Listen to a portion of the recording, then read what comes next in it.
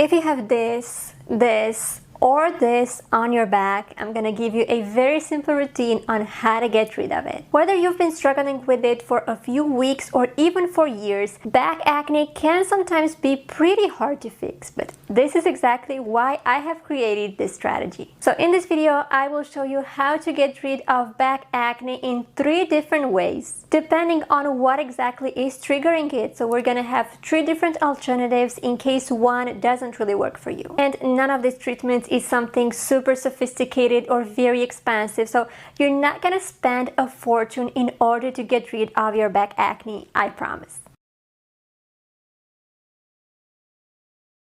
Hello and welcome back to Acne from A to Z.